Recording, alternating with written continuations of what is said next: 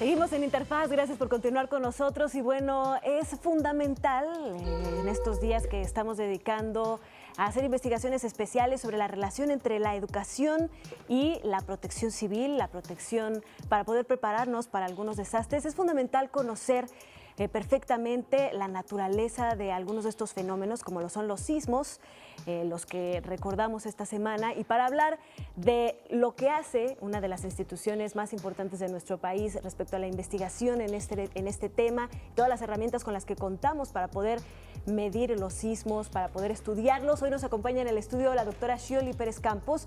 Ella es jefa del Servicio Sismológico Nacional. Bienvenida, doctora. Muchas gracias por estar con nosotros. Muchas gracias. Buenos días. Gracias por acompañarnos en un momento de tanta expectativa, ¿no? Por este aniversario de los sismos de hace un año, del 2017. Muchas gracias por estar con nosotros. Para empezar, doctora, me gustaría que nos explicara un poco cuáles son las funciones principales del Servicio Sismológico Nacional. Pues el Servicio Sismológico Nacional de la UNAM tiene como funciones principales el monitoreo de la sismicidad que ocurre en todo el territorio nacional. Tiene también el informar a la población sobre todos estos sismos, dar la localización y la magnitud de cada uno de ellos. De igual manera, proporcionar datos de calidad para que se puedan realizar investigaciones por parte de sismólogos del país y del mundo, y también difundir y divulgar la cultura de la sismología en México. Difundir esa cultura, ¿cuáles son sus principales objetivos, aristas? Porque bueno, creo que parte esencial de los medios de comunicación es abrir las puertas a ustedes, los expertos, para precisamente interactuar con la ciudadanía y estar preparados para cualquier acontecimiento que sabemos que puede pasar en cualquier momento. Quizás nuestros medios más importantes es la página de internet y nuestras redes sociales, donde publicamos toda la información de la sismicidad que acontece diariamente. En promedio, antes del 7 de septiembre de 2017, nosotros reportábamos 47 sismos y hoy en día pues estamos mucho más arriba de ese número. Y eso implica también que cuando hay un sismo importante que fue sentido por una población considerable, por ejemplo, los sismos que ocurrieron en la Ciudad de México el pasado viernes, o sismos que han tenido magnitudes arriba de 6 y pues pueden tener algún potencial de daño, pues también generamos un reporte especial donde se dan otras características de esos sismos. Otra de nuestras preocupaciones ha sido el divulgar acerca del fenómeno.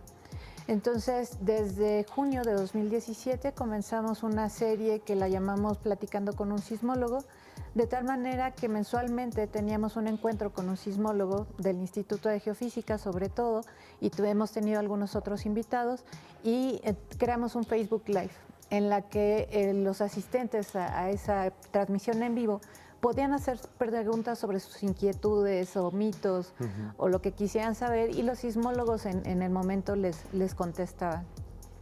Pues andábamos dando charlas por todos lados. Nos apoyamos mucho de los colegas del Departamento de Sismología del Instituto de Geofísica de la UNAM, justamente para brindar estas charlas de divulgación, entrevistas. Inclusive nosotros trabajamos de la mano del Museo de Geofísica, también del Instituto de Geofísica de la UNAM, y en ese recinto tenemos talleres y también algunas pláticas divulgativas. ¿Cómo hemos avanzado, doctora? Porque uno de los algunos beneficios que pueden traer este tipo de eventos es que podemos aprender, ¿no? Es generar resiliencia, generar investigación, además con respecto a estos temas. Nos estaba diciendo cómo han aumentado muchísimo las publicaciones y la información que ustedes pueden obtener acerca de los sismos. Y bueno, México sí se ha podido convertir en una especie de centro neurálgico en algún sentido para poder estudiar este tipo de fenómenos. Sí, México es un laboratorio natural cuando se habla de sismos. Tiene bastantes complejidades y cada uno de los sismos grandes que tenemos brinda nueva información y nuevo conocimiento a la comunidad sismológica, y eso eventualmente se traduce en conocimiento para la parte de ingeniería civil y cómo construir mejor y cómo ser más resiliente. Los dos sismos de septiembre han representado un hito en nuestra parte sismológica.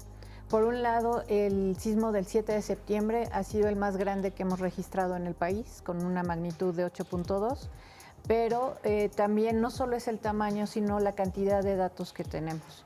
Esos datos, como mencioné, pues son de calidad, son muy cuidados, con tecnología reciente y pues están a la disposición de la comunidad científica para poder hacer todos los estudios que se tengan que hacer sobre ese sismo.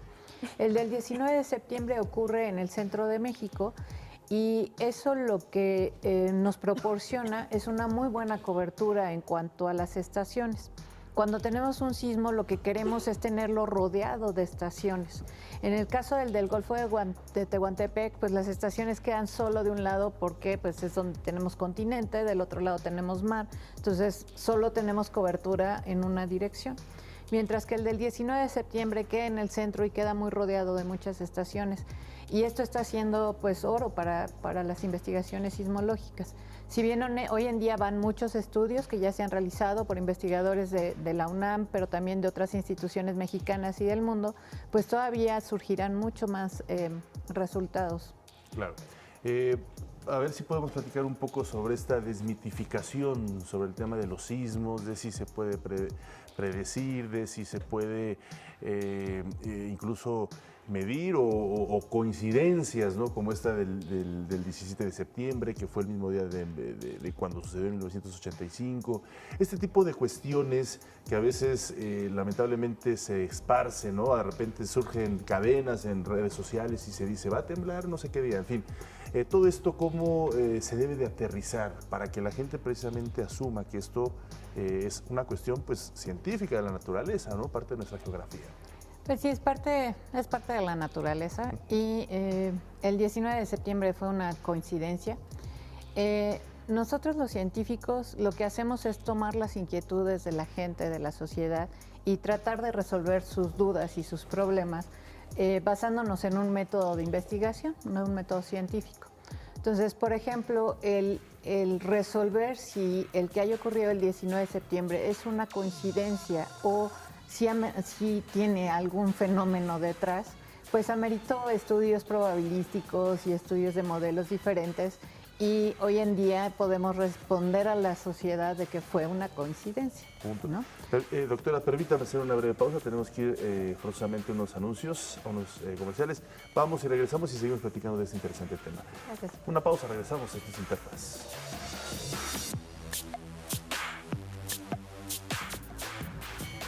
Seguimos platicando con la doctora Scioli Pérez, ella es jefa del Servicio Sismológico Nacional. Doctora, estamos platicando de que lo que sucedió fue una coincidencia del 17 al 17 de septiembre. ¿El sismo que dije? 19, 17. 19. Me confundieron. Del 19 al 19 del 85 al 2017. Pero también me gustaría comentar si se sabe cuándo puede pasar un temblor de cierta magnitud, porque también tengo entendido que diario está temblando de alguna u otra forma en distintas placas tectónicas de nuestro país. Así es, diario está temblando. Como mencioné hace rato, nosotros antes del 7 estábamos registrando un promedio de 47 sismos en territorio nacional, más todos los que ocurren en el mundo de diferentes magnitudes. Por supuesto que ha sido una necesidad y una curiosidad el poder predecir un sismo.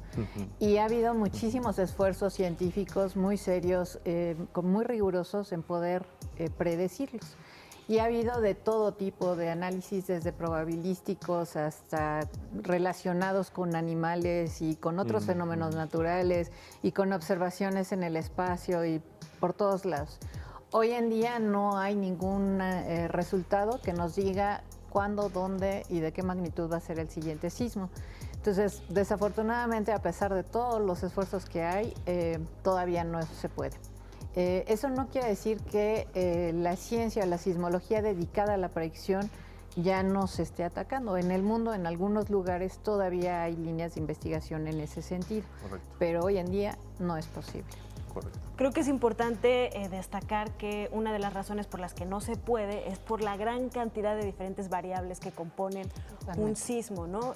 No sé si nos podría explicar un poquito más de cuáles son todas estas variables. Están, por un lado, las condiciones del suelo de un territorio, están por el otro la localización de estas diferentes conjunciones en las placas de nuestro planeta, etcétera, ¿no? No sé si nos puede explicar. Yo creo que lo dijiste muy bien. Hay demasiadas variables involucradas en el fenómeno. ¿no? Y es un fenómeno que no ocurre en la superficie y que podamos ver y medir directamente y tomar los datos observándolo directamente. Es un fenómeno que ocurre a kilómetros de profundidad. Si bien hay sismos que no ocurren tan profundo, a unos par de kilómetros, pues estos que nos han impactado en septiembre pasado, pues ocurrieron a 39 kilómetros y a 57 kilómetros. Entonces no hay forma de estarlos viendo directamente. Entonces usamos muchos métodos que son indirectos, son medidas en la superficie terrestre para ver qué está pasando allá a esas profundidades.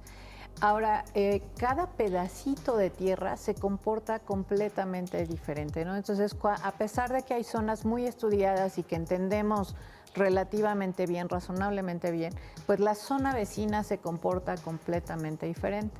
Esto es por la rigidez, la fricción entre las placas, la composición. Hay un montón de variables geológicas y físicas que hacen que sea muy diferente. Y eso es en el origen, en el punto de donde ocurre el sismo. Y luego viene cómo viajan las ondas sísmicas, y viajan por todo el interior de la Tierra atravesando un sinnúmero de materiales. Y nuestros modelos ahora son todavía muy sencillos, si bien son mucho más complejos de lo que eran en el 85, siguen siendo muy sencillos para la complejidad de la Tierra.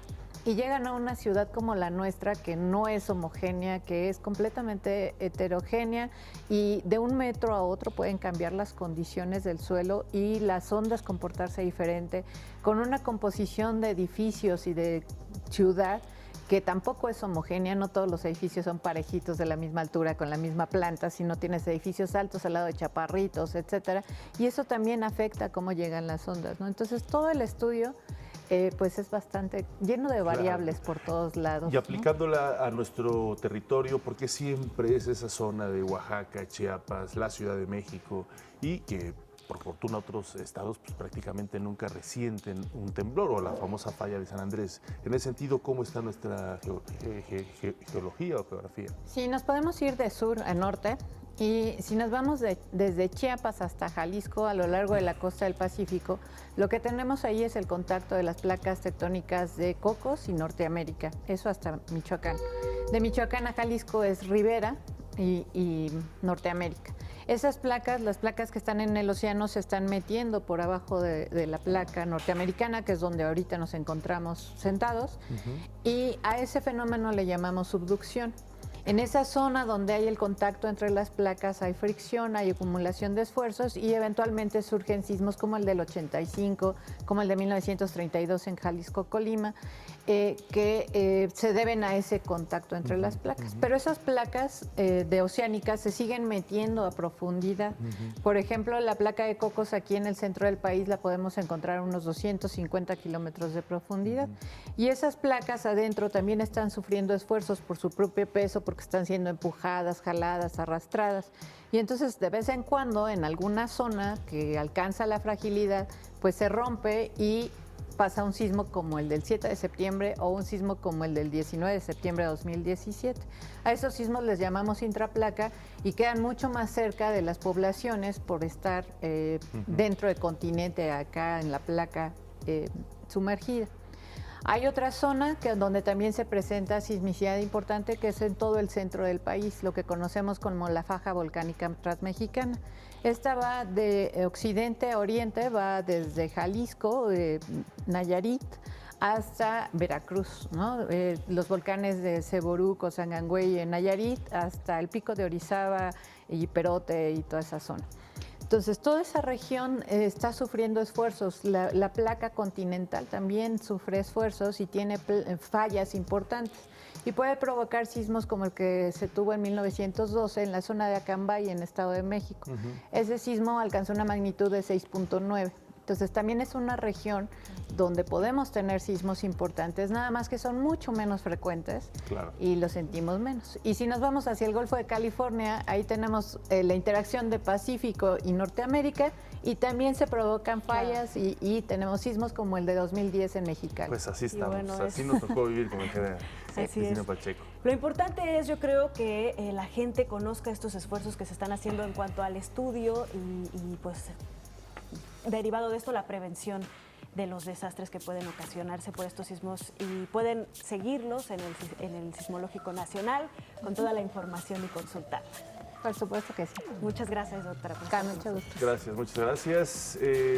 Vamos a hacer una breve pausa. Le agradecemos mucho a la doctora Xioli Pérez Campos, jefa del Servicio Sismológico Nacional, poder compartir eso tan importante, esta comunicación directa con la sociedad mexicana. Gracias, muy amable. Vamos a hacer una breve pausa, regresamos. Esto es Interfaz.